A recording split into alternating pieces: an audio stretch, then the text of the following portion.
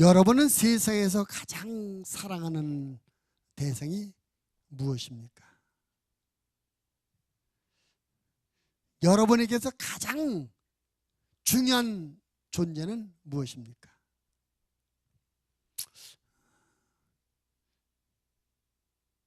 돈입니까? 집입니까? 아마 여러분에게 이 세상에 있는 것 중에 가장 귀한 것, 가장 사랑하는 것, 그 대상이 무엇냐고 물으면 대개는 자식이라고 말할 거예요.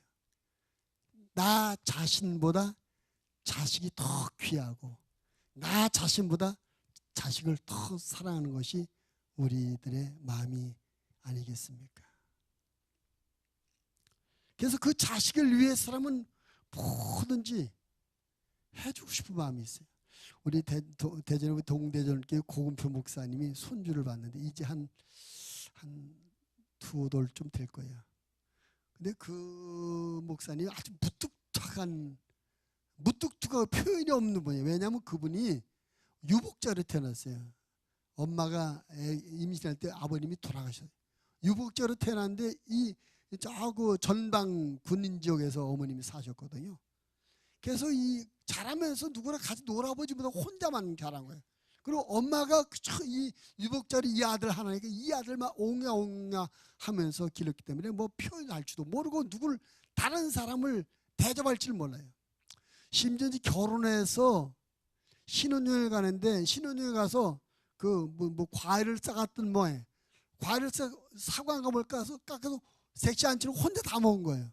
그러니까 그 정도로 다른 사람을 모르는 그런 사람, 표현할지도 모르고 배려할지도 모르고 줄 줄 모르는 사람인데 그 이제 두 돌 좀 되는 아이를 보더니 그런 말을 이 세상에 있는 것을 다 주어도 아깝지 않겠다고 그런 마음을 갖더라고요. 자식을 보니까, 손주를 보니까 그러더라고요. 그렇죠? 자식이 얼마나 귀하고 소중합니까?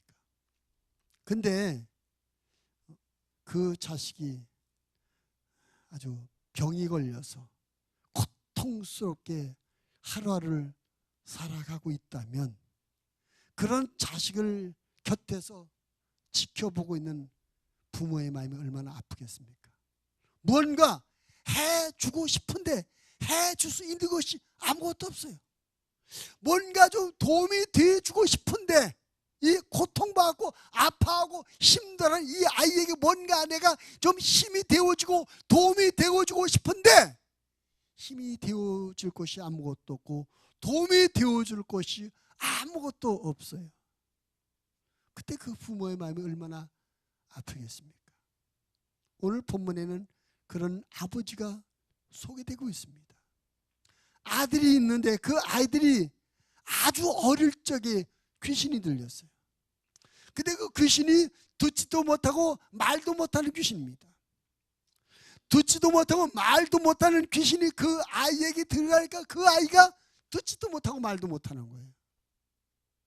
여러분, 우리가 몸에 나타나는 이 건강치 못한 비정상적인 내용들 중에 이런 귀신의 장난으로 말미암아 나타나는 일들이 많습니다. 귀에 문제가 있어서 못 듣는 것이 아니라 못 듣는 귀신이 들려서 못 듣는 거예요. 혀나 입에 문제가 있어서 말을 못하는 것이 아니라 말 못하는 귀신이 들어가니까 말을 못하는 겁니다. 귀신의 장난으로 말미암아 이렇게 힘들고 어렵게 살아가는 그런 경우도 있습니다. 아무튼 이 아버지의 아들은 귀신이 들려 그 귀신이 듣지도 못하고 말도 못하는 귀신이 들어가서 그 아이가 그 귀신에게 점령당해서 그 모든 기능을 뺏겨버렸어요. 그래서 귀신이 그 아이에게 듣지도 못하고 말도 못해요. 거기에다가 자주자주 물불을 안 가르고 갑자기 쓰러지는 간질병처럼 쓰러지는 그런 역사를 했어요. 그래서 그 귀신이 한번 작동하면 역사함을 물에도 넘어지고 불에도 자빠져서 죽을 위기를 여러 번 넘긴 겁니다. 근데 그 아이의 아버지는 이런 자기 아들이 이렇게 듣지도 못하고 말도 못하고 물에도 자빠지고 불에도 자빠지는데 줄 수 있는 게 없어요. 아버지가 해줄 수 있는 게 없어요. 얼마나 답답하고 얼마나 어려웠겠어요. 그러던 차에 그 아버지가 예수님의 소문을 듣습니다. 예수님은 못하는 일이 없다더라. 예수님은 못 고치는 병들이 없다. 중풍병자도 낫게 하고 젊은 마리도 낫게 하고 앞을 보지 못하는 사람도 낫게 하고 죽은 사람도 살려내더라. 이런 소문을 들었어요. 그런 분에게 가면 내 아들이 고침받을 수 있는 기회가 오지 않을까? 그분에게 가면, 그 예수님께 가면 우리 아들을 어떻게 살릴 수 있지 않을까? 이런 희망을 갖고 아이를 데리고 예수님을 찾아왔습니다. 근데 마침 그 시간에 예수님은 안 계셨어요. 기도하러 산에 올라가셨던 것입니다. 그래서 제자들에게 이만저만해서 우리 아이를 데려왔는데 좀 고쳐달라고 부탁합니다. 근데 그 제자들이 아무리 기도해도 이 아이가 낫지 않는 거예요. 그러니까 예수님의 제자들이 기도를 하고 뭔가 애를 쓰고 노력을 해도 아이가 아무런 차도가 보이지 않게 되자 이 아버지가 실망하고 오늘날 말하면 시험이 든 겁니다. 아마 이런저런 불평스러운 부정적인 감정들을 표현했겠죠. 너희들 예수 제자 맞아? 예를 들면 이런 못 고쳐. 예수님의 제자라면 왜 못 고쳐? 난 소문 듣고 왔는데 예수님께 가면 다 고칠 수 있다고 해서 왔는데 거짓말이 아니었어? 이거 거짓말이었어? 헛소문이었어? 막 그 제자들과 논쟁하고 승쟁을 하고 있을 그때에 기도하러 산에 올라갔던 예수님께서 내려오시다가 그 광경을 목격한 겁니다. 예수님께서 왜 이렇게 소란스럽느냐, 왜 이렇게 떠드느냐고 묻습니다. 그때 그 아이의 아버지가 예수님이 오신 걸 보고 얼른 예수님께 가서 자초지종을 다 설명한 거죠. 이만저만해서 우리 아이가 태어날 때도 귀신이 들렸고 그래서 말도 못하고 듣지도 못하고 물불에 자꾸 넘어서 죽을 위기도 여러 번 넘겼습니다. 그래서 왔는데 제자들이 못 고쳤습니다. 예수님이 좀 우리를 도와주시면 좀 도와주시기 바랍니다 하고 예수님께 도움을 청해요. 그때 예수님께서 할 수 있거든요. 무슨 말이냐? 믿는 자에게 능히 하지 못할 일이 없느니라. 그래 예수님 내가 믿습니다. 그때 예수님께서 그 아이 안에 들어왔던 귀신을 쫓아요. 귀신아 나가라. 나고 다시는 이 아이에게 들어오지 말아라 하심으로 말미암아 그 아이에게 들었던 귀신이 나가고 이 아이가 깨끗이 고침을 받았다는 그런 이야기입니다. 오늘 저는 이 말씀을 중심으로 해서 불가능을 극복하는 믿음이라는 제목으로 함께 은혜를 나누려고 해요. 한번 따라 합시다. 불가능을 극복하는 믿음. 이 아이의 아버지 입장에서 보면 이 아이를 건강하게 하는 것, 말 못하는 아이가 말을 하고 듣지 못하는 아이가 듣게 되고 물불에 자고 넘어지는 아이가 그렇게 되지 않는 이 일은 더 이상 가능치 못한 일이다. 불가능한 일이라고 생각을 했을 수 있습니다. 그 당시 그 시대적인 상황 가운데 이런 아이를 고치는 것은 불가능한 일이었어요. 의학으로 되는 일이 아니었습니다. 어떤 교육으로 어떤 사회적 방법으로 될 수 있는 일이 아니었습니다. 근데 이 아이 아버지가 예수님을 찾아나와 믿음으로 예수님을 찾아나와 주님을 만남으로 말미암아 이 아이가 고침을 받았습니다. 우리 인생을 살다 보면 이런저런 내가 어쩔 수 없는 내 실력과 내 능력과 내 재력과 내 지혜로 할 수 없는 그런 일들, 불가능한 것처럼 보이는 그런 일들이 우리 인생 앞에 나오게 됩니다. 나타나게 됩니다. 원하지 않는데 찾아오게 돼요. 그러나 오늘 말씀해 보면 우리에게 믿음이 있으면, 우리 주님을 향한 믿음이 있으면 모든 불가능을 극복하게 된다는 이런 가르침을 우리가 받을 수 있습니다. 나와 여러분이 본문을 통해서 불가능을 극복하는 그런 믿음을 소유하는 그런 시간이 되어지기를 주님의 이름으로 부탁을 드립니다. 오늘 이 말씀을 통해서 제일 먼저 우리가 깨달아야 될 것은 첫째로는 뭐냐면 나의 믿음을 점검해야 되는 것입니다. 나의 믿음을 점검해야 되는 것입니다. 이 아이의 아버지가 예수님께 아이의 병에 대해서 자세히 설명합니다. 예수님이 이 아이는요 어릴 때부터 귀신이 들렸고요 계속 듣지도 못하고 말도 못하고요 또 이 아이는요 귀신이 물에도 넘어지게 하고 불에도 넘어져 했어요. 그렇게 왔어요. 근데 지금 왔는데 예수님의 제자들에게 왔는데 예수님의 제자들도 못 고쳐요 하고 이 아이가 발병하게 된 역사, 과거 역사, 또 지금 이렇게 제자들이 고쳐주지 못하는 이런 현실, 이런 것을 예수님 앞에 고백하면서 좀 나 좀 도와달라고 말씀합니다. 그때 예수님께서 할 수 있거든요. 무슨 말이냐? 믿는 자기는 능히 하지 못할 일이 없느니라 라고 대답을 하셔요. 자, 그런데 이 아이 아버지가 하는 말하고 예수님이 하시는 말씀을 잘 보십시오. 이 아이 아버지가 하는 말을 17절 18절 이렇게 돼 있어요. 무리 중에 하나가 대답하되 선생님 말 못하게 귀신 들린 내 아들을 선생님께 데려왔나이다. 귀신이 어디서든지 그를 잡으면 거꾸로도 거품을 흘리며 이를 갈며 그리고 파리해지는지라. 내가 선생님의 제자들에 내쫓아 달라 하였으나 그들이 능히 하지 못하다이다. 이 아이가 어릴 때부터 귀신 때문에 고생하고 있습니다. 지금은 예수님의 제자들이 고치지 못하고 있습니다. 이런 말씀, 현실을 말하면 이 아이가 고쳐지지 못하는 거, 이 아이가 낫지 않는 이유를 설명한 거죠. 근데 예수님은 할 수 있거든요. 무슨 말이냐? 믿는 자에게 능히 하지 못할 리 없느니라.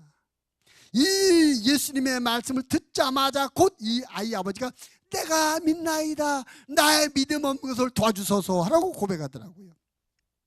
우리는 이 아버지의 고백을 통해서 이 아이 아버지가 예수님의 의도를 파악하고 문제의 원인을 제대로 깨달았구나 하는 것을 알게 됩니다.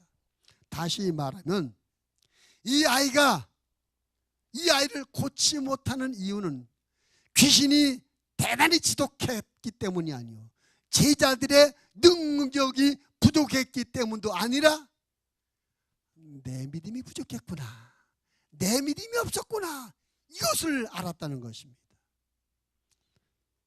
여러분, 그렇습니다. 저 사람 탓이고 세월 탓인 줄 알았는데 내 탓이더라고요. 내 탓이더라고요. 우리는 문제를 만날 때 그 원인을 다른 데서 찾으려고 해요. 저 사람이 문제가 있어. 우리 회사에 문제가 있어. 우리나라에 문제가 있어. 우리 구역에 문제가 있어. 자꾸 문제 원인을 다른 데서 찾으려고 그래. 우리 남편에게 문제가 있어. 우리 애들이 문제가 있어. 근데 문제 원인을 다른 데서 찾으려고 하면 아무리 찾아도 정답을 못 찾아요. 내가 문제다. 문제 원인을 나에게서 찾아야 될 줄을 믿습니다.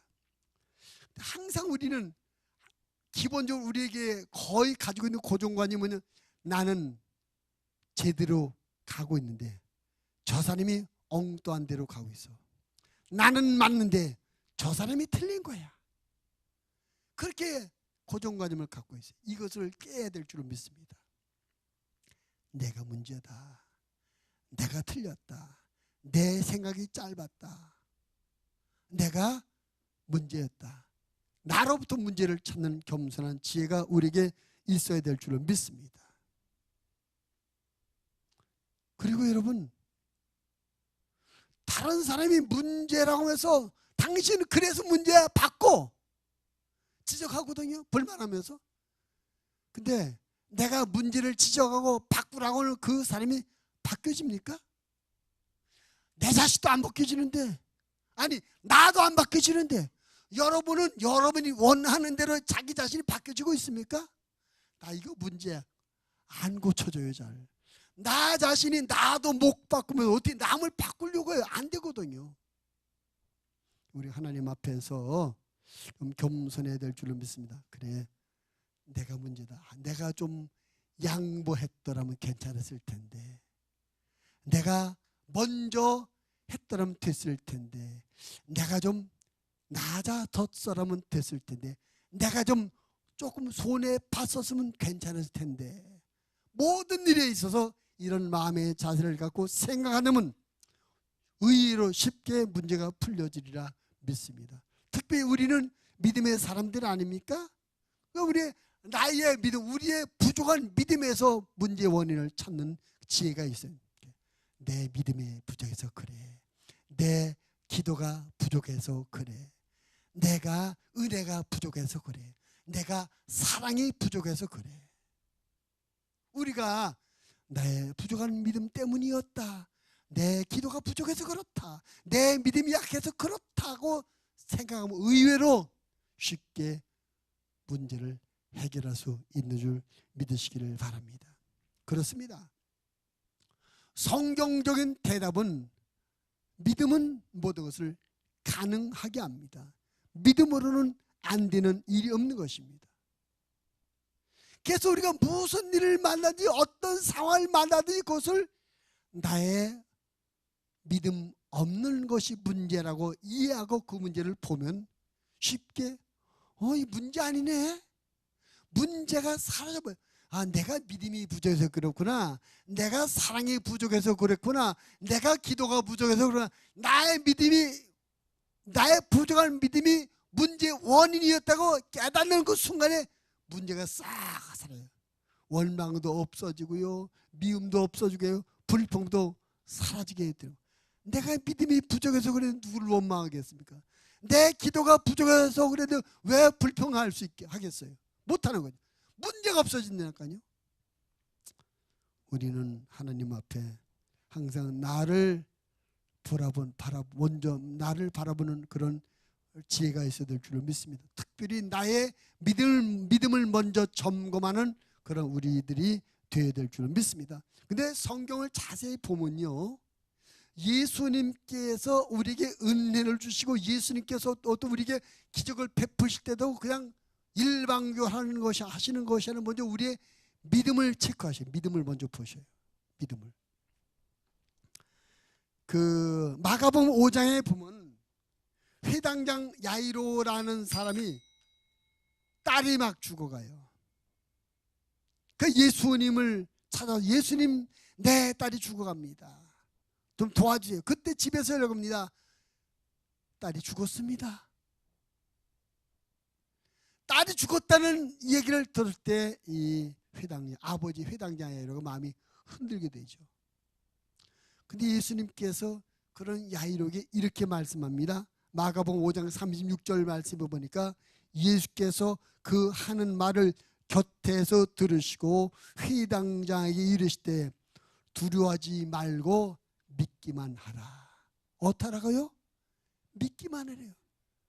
옆 사람 손잡고 인사합시다. 두려워하지 말고 믿기만 하세요. 한 번 더, 걱정하지 말고 믿기만 하세요. 아멘. 우리가 믿지 못해서 문제라는 거예요. 우리가 믿음이 부족해서 걱정하는 거예요. 우리가 믿음이 부족해서 원망하고 욕하는 거예요. 세상을 탓하고. 남을 원망하고 탓하지 말고 걱정하고 두려워하지 말고, 내가 믿음이 부족해, 내 믿음이 부족해서 그렇구나. 우리 믿음을 먼저 바라볼 수 있게 되기를 바랍니다. 마태복음 9장 28절 30절 말씀에 예수님께서 또 가버나움에 가셨을 때에 일어난 얘기입니다. 예수님이 가버나움에 가셨는데 그 지역에 앞을 보지 못하는 두 사람이 예수님을 찾아서 우리가 앞을 보지 못해서 고생합니다, 좀 도와주세요, 좀 고쳐주세요 라고 예수님을 찾아와서 간구해요. 그때 예수님께서 이렇게 말씀하시는데 마태복음 9장 28절 30절 말씀에 보면 예수께서 집에 들어가심에 맹인들이 그에게 나오거늘 예수께서 이르시되 내가 능히 이 일 할 줄을 믿느냐?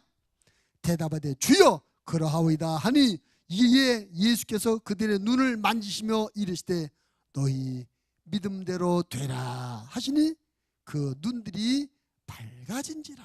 아멘. 예수님께서 그 사람들의 눈을 열어주기 전에 먼저 뭘 물어보셔요? 믿느냐? 믿느냐? 그 다음에 그렇습니다, 믿습니다 그랬더니 내 믿음대로 되라. 그렇습니다. 믿음대로 되는 겁니다. 안 되는 건 우리의 믿음이 없어서 안 되는 거예요. 우리 믿음이 부족해서 안 되는 겁니다. 우리 믿음이 연약해서 안 되는 거예요. 하나님은 전능하신 분이십니다. 하나님은 못하는 것이 없으신 분입니다. 근데 그 못하는 일이 없으시는 하나님께서 어떤 일을 하게 되면 먼저 우리에게 믿음을 보셔요. 그리고 믿음만큼 믿음대로 역사해 주시는 하나님이십니다.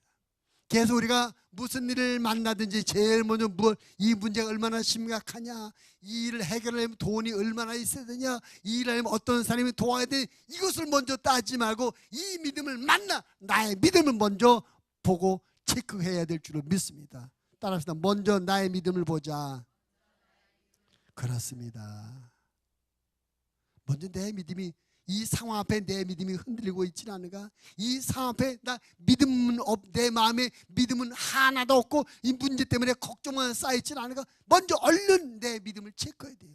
어떤 경우는요, 실제로 그래요. 어떤 경우는 평상시 참 내가 믿음 있는 사람 같은데 무슨 문제를 딱 만나면 내가 봐도 믿음이 하나도 없어. 내가 하는 말에 믿음이 하나도 없고요, 내가 하는 행동이, 문제를 만나 문제에 반하는 내 행동에 믿음의 모습이 하나도 없어요. 믿음이 하나도 없어. 그러니까 문제가 더 커지고 문제가 심각해져요.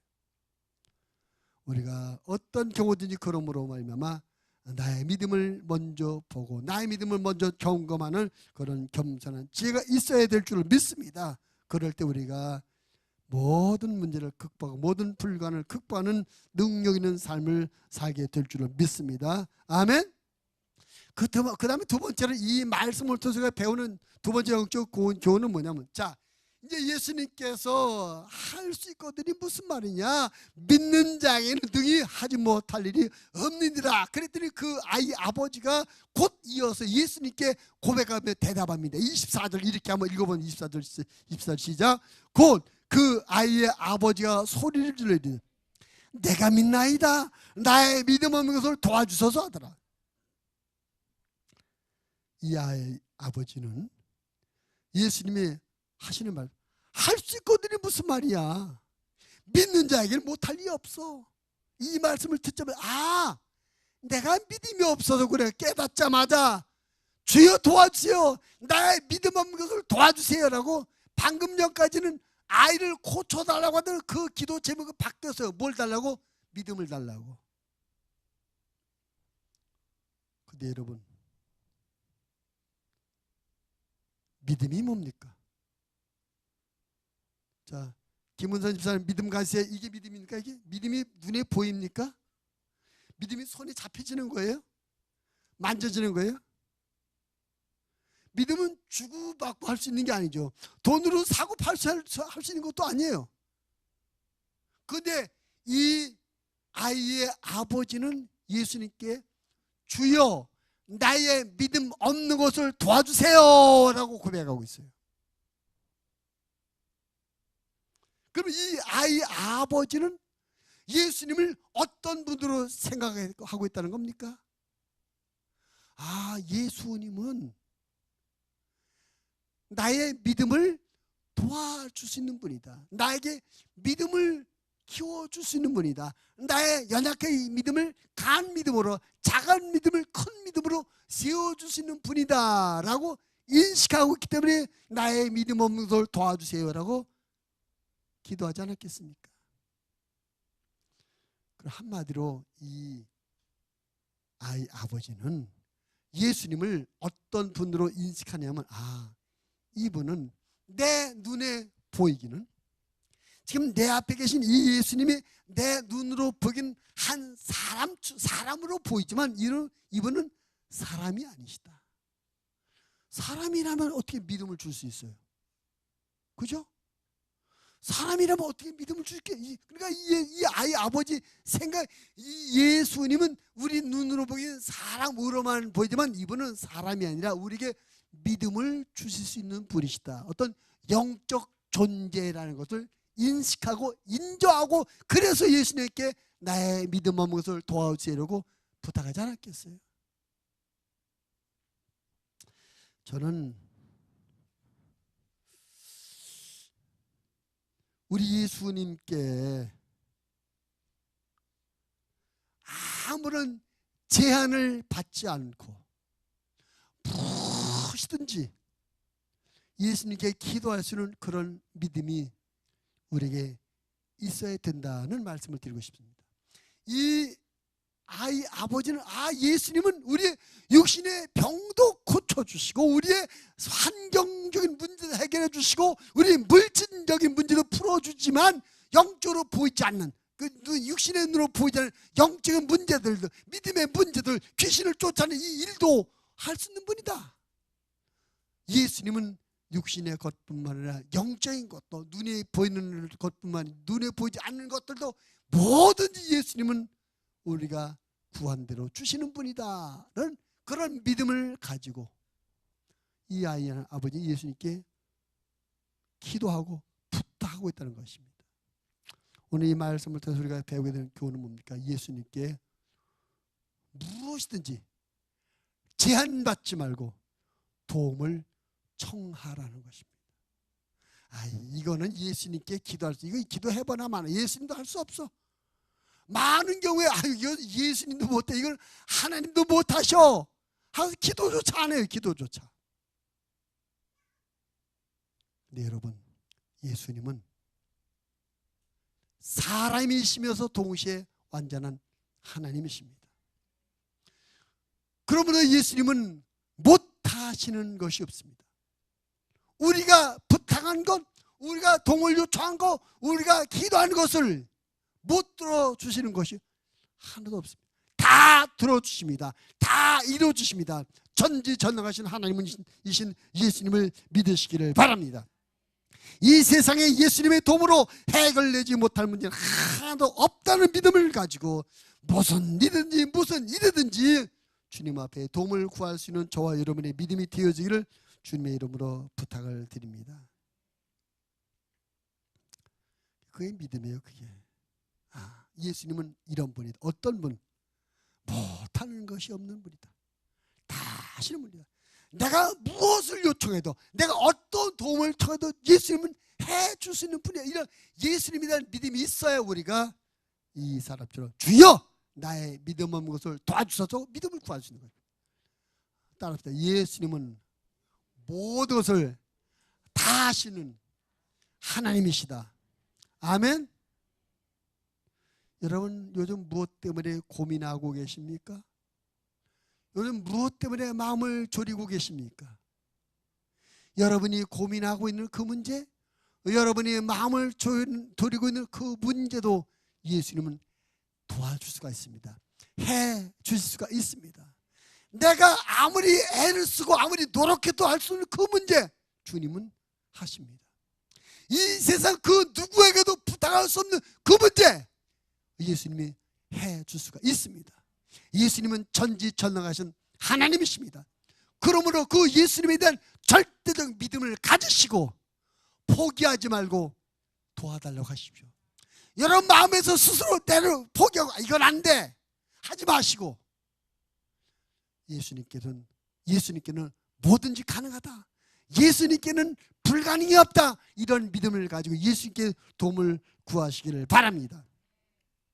앞길이 캄캄하고 전혀 해결의 기미가 보이지 않는 상황에서도 예수님은 언제나 우리의 희망이십니다. 앞뒤가 캄캄하게 전혀 불가능한 상황 가운데서도 예수님은 항상 가능하신 분입니다. 모든 것이 가능하신 분입니다. 그 예수님에게 길이 있고요, 그 예수님에게 방법이 있고요, 예수님에게 능력이 있는 걸 믿으시길 바랍니다. 왜냐하면 그분은 사람이시면서 동시에 하나님이시기 때문에 가능한 겁니다. 할렐루야. 성경이 우리에게 반복해서 하시는 권명과 명령은 뭡니까? 기도하라는 것이죠. 기도하라는 것은 뭡니까? 부탁하라는 것이에요. 부탁하라. 근데 하나님께서 성경 안에서 우리에게 기도하라, 도움을 청하라, 부탁하라 말씀하는데, 근데 이런 건 하지 말고 하고 제외시킨 게 없어요. 무엇이든지 기도하래요. 무엇이든지 도와달라고 하래요. 그렇게 자신 있게 말씀하시는 분이 하나님 이외에 이 세상에 누가 있겠습니까? 오직 하나님만이 뭐든지 내가 도와줄 수 있다, 뭐든지 구하라, 내가 들어줄게, 하나님만이 이런 약속을 우리에게 하실 수 있는 것입니다. 오늘 이 아이 아버지가 예수님에게 믿음을 도와달라고 합니다. 믿음은 사람이 줄 수 있는 것이 아닙니다. 하나님만 하실 수 있는 일인 줄 믿습니다. 그런 것좀 저와 여러분이 주님 앞에 도움을 구하되 아무것도 제한하지 마, 스스로 포기하지 말고 주님 믿음을 갖고 주님 앞에 도와달라고 기도하시는 저와 여러분의 믿음이 되기를 바랍니다. 예레미야 33장 3절 말씀에 보면 너는 내게 부르짖으라 내가 내게 응답하겠고 내가 알지 못하는 크고 은밀한 일을 내게 보이리라. 우리 알지 못하는 것들도 다 주님 보여주고 알려주신대요. 요한복음 15장 7절 말씀해 보니까 너희가 내 안에 거하고 내 말이 너희 안에 거하면 무엇이든지 원하는 대로 구하라 그리하면 이루리라. 우리 주님이 뭐라고 말씀해요? 무엇이든지 원하는 대로 구하라 그리하면 이루리라. 이렇게 말씀하시는 분이 세상에 누가 있어요? 뭘 원해? 뭐든지 원하는 대로 말해, 내가 다 들어줄게, 그 말씀 아닙니까? 이 말씀을 믿으시면 크게 아멘 합시다. 할렐루야. 이 말씀을 믿고 기도하시는 저와 여러분 되어지기를 주님의 이름으로 부탁을 드립니다. 근데 여러분 이 말씀도 한번 들어보세요. 야고보서 4장 2절 너희는 욕심을 내어도 얻지 못하여 살인하며 시기하여도 능히 취하지 못함으로 다투고 싸우는도다. 그 다음에 너희가 얻지 못하면 구하지 아니하기 때문이다. 우리가 왜 못 얻었다고요? 달라고 하지 않아서 안 주었다는 거예요. 따라합시다. 내가 못 받은 것은 하나님께 달라고 하지 않았기 때문이다. 아멘도 하셔야죠. 왜 못 받았다고요? 달라고 안 해서. 옆 사람에게 인사합시다. 달라고 합시다. 원하는 대로 달라고 합시다. 무엇이든지 달라고 합시다. 아멘. 성경 말씀이 이렇게 되어 있잖아요. 또 다른 말씀도 있어요. 요한복음 16장 24절 지금까지는 너희가 내 이름으로 아무것도 구하지 아니하였으나 구하라 그리하면 받으리니 너희 기쁨이 충만하리라. 우리가 왜 못 받았다고요?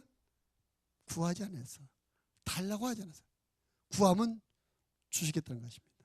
오늘 이 아이의 아버지가 예수님께 돈을 달라는 것도 아니고 빵을 달라는 것이 아니라 믿음을 달라고 해요. 보통 사람들도 어떻게 믿음을 달라고 하지? 이것은 기도 제목이 아니야.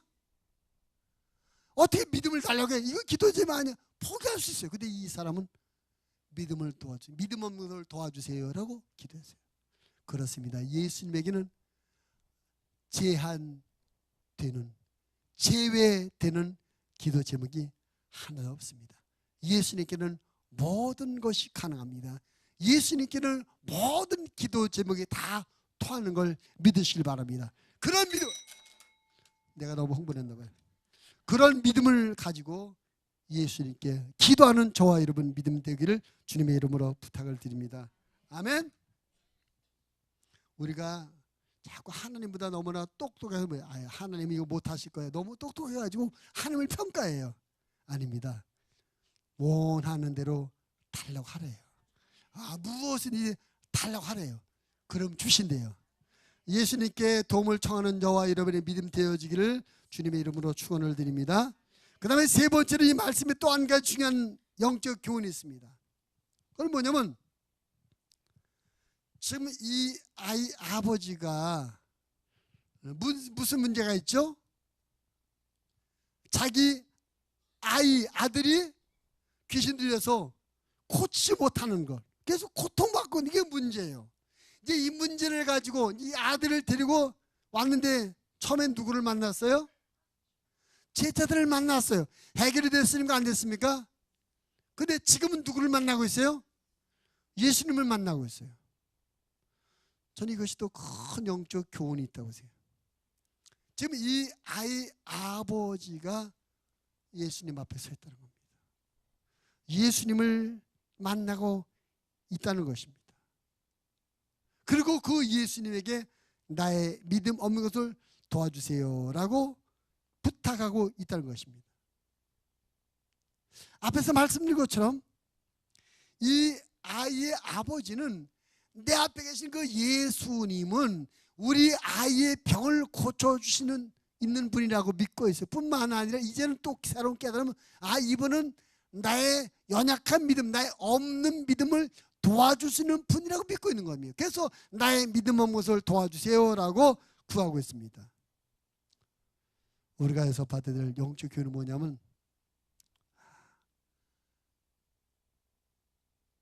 항상 나의 기도를 들어주실 하나님이 지금 여기 내 앞에 계시다는 믿음을 가져야 됩니다.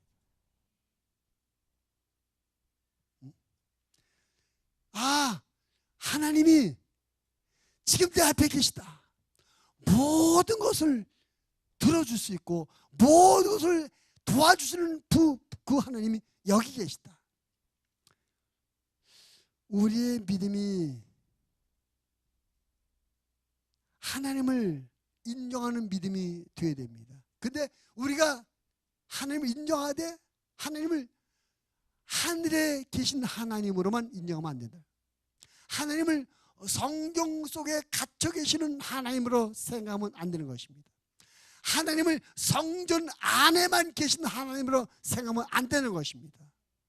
내가 어디로 가든지 내가 거하는, 내가 머무는 그 시간과 공간, 바로 거기에, 내가 있는 삶의 그 자리에, 내가 서 있는 이 자리에 항상 주님이 모든 것을 들어주시는 주님이 내 곁에 나와 함께 하시는 이런 믿음을 우리가 가져야 될 줄을 믿습니다. 아멘. 여러분, 우리 눈에는 하나님이 안 보입니다. 여러분, 하나님이 보이십니까? 지금 여러분 눈에? 영적으로는 하나님이 우리와 함께 계심을 느낄 수 있지만 육신의 눈으로 하나님이 안 보여요. 하나님을 보는 것도 이상한 겁니다. 왜? 하나님 원래 안 보이는, 육신이 없는 분이에요. 영이신 분이니까. 근데 육신의 눈으로 하나님이 보이지 않을지라도 영적으로 항상 하나님이 여기 계시다 하고 하나님을 느끼고 살아야 될 줄을 믿습니다. 우리 기독교 신앙의 신과는 그겁니다. 하나님은 삼위일체 하나님이시다. 하나님은 성부 하나님, 성자 하나님, 성령 하나님 세 분이시며 동시 한 분이시다.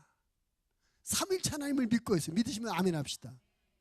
그래서 하나님이, 성부 하나님이 구약시대는 직접 사람들에게 나타나셔서 아브라함과 말씀하시고 모세와 말씀하시고 여러 가지 여러 선지자가 구약시대 하나님이 직접 나타나셔서 사람들을 상대하셨어요.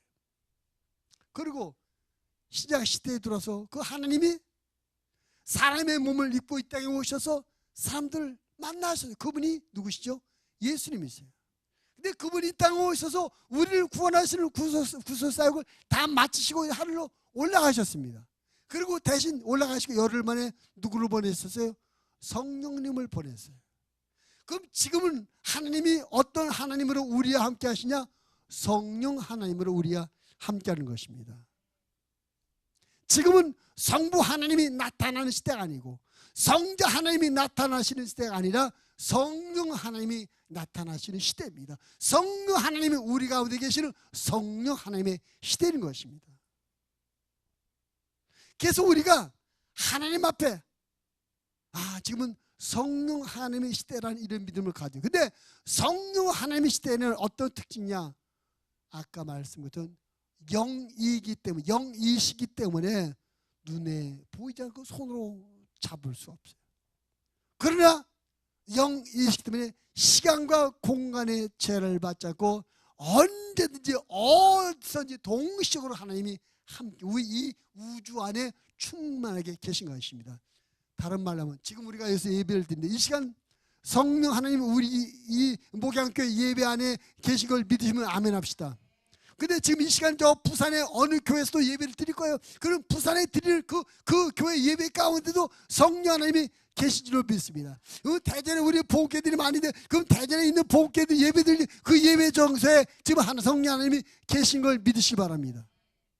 그러니까 성령의 시대의 특징은 성령 하나님은 시간과 공간의 제한을 받지 않고 어디든지 동시적으로 충만하게 임재 계신다는 사실입니다.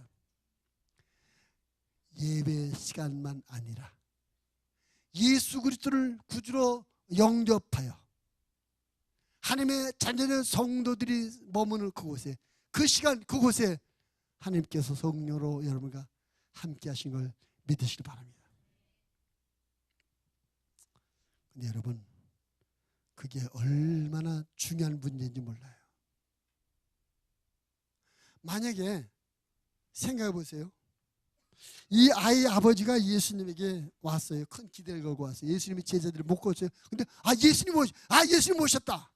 예수님 고쳐주세요. 그런데 예수님께서 이리 와 고쳐줄게. 딱 고쳐주셔서 문제가 안 되는데 예수님이 뭐라고 말하냐면 할 수 있거든요. 무슨 말이냐? 믿는 자에게는 능히 하지 못할 일이 없느니라.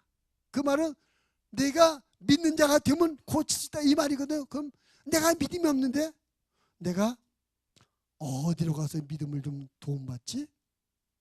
즉 이 사람이 그 예수님이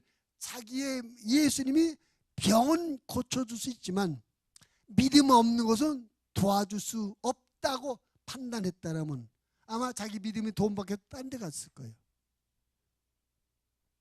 포기하고 자기 아들 고친 걸 포기하고 자기 믿음 없는 문제를 해결하려 다른 데 갔을 것입니다. 그런데 이 사람은 그 예수님이 자기의 믿음도 도와주시는 분이라고 믿었기 때문에, 하나님으로 믿었기 때문에 믿음을 도와달라고 했던 것입니다.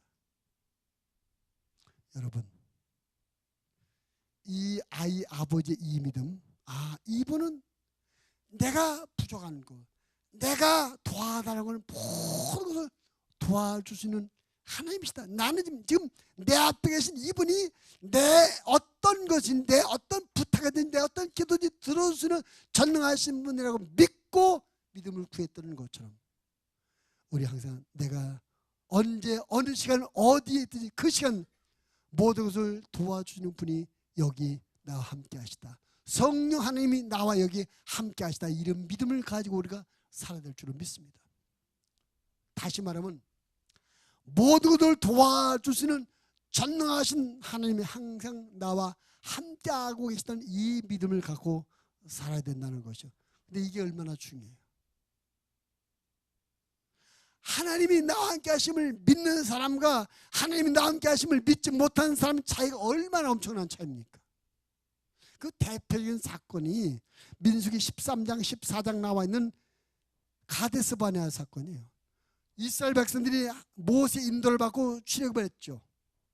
홍해 바다를 건너서 광야로 들어서 가데스 바네아라는 곳에 왔으면 가나안 땅 바로 옆에요. 여기서 모세가 이스라엘 12지파에서 한 사람씩 대표들을 뽑아가지고 그 가나안 땅에 가서 40일 다 조사하고 와라 보냈어요. 그 12명이 들어가서 40일 동안 조사한 다음에 돌아서 보고하는데 그 12명 중에 10명이 뭐라고 보고합니까? 그 땅이 참 좋은 것입니다. 참 살기 좋은 것입니다. 포도밭에 이렇게 잘 자라요. 그런데 우리는 거기 갈 수 없습니다. 왜냐하면 거기 사는 원주민은 키도 크고 쌈도 하더라고. 우리는 그들에게 비할 때 마치 메뚜기 같습니다. 못 들어갑니다. 그들 눈에는 가나안의 원주민들만 보였어요. 그래서 못 들어간다고 했던 것입니다.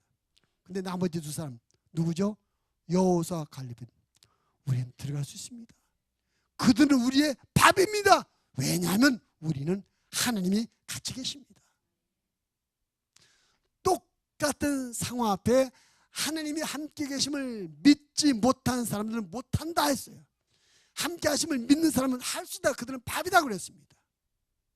하나님이 나와 함께 하심을 믿는 것과 믿지 못하는 것은 엄청난 차이가 있는 거예요. 오늘 이 아이의 아버지는 이분이 나의 믿음을 도와주시는 하나님이라고 믿었기 때문에 믿음을 도와달라고 했습니다. 지금은 성령 하나님께서 예수를 믿어서 하나님의 자녀된 여러분과 늘 함께하고 계십니다. 어디로 가든지 그곳에 하나님이 함께 하십니다. 무슨 일을 만났든지 그곳에 하나님이 함께 하십니다. 어떤 위경을 만났든지 어떤 환난을 만났든지 어떤 위험을 만났든지 그곳에 여러분 혼자 계신 것이 아니라 하나님이 함께 하심을 믿으시길 바랍니다. 인정하시길 바랍니다. 그리고 그분께 구하시기를 바랍니다. 여호수아 1장 5절 말씀에 보면 내 평생에 너를 능히 대적할 자가 없으리니 내가 모세와 함께 있었던 것까지 너와 함께 있을 것임이라. 내가 너를 떠나지 아니하며 버리지 아니하겠다 말씀했습니다. 우리가 잘 아는 것을 이사야 41장 10절 말씀, 두려워하지 말라 내가 너와 함께함이라. 놀라지 말라 나는 네 하나님이 됨이라. 내가 너를 굳세게 하리라. 참으로 너를 도와주리라. 참으로 나의 의로운 오른손으로 너를 붙들리라.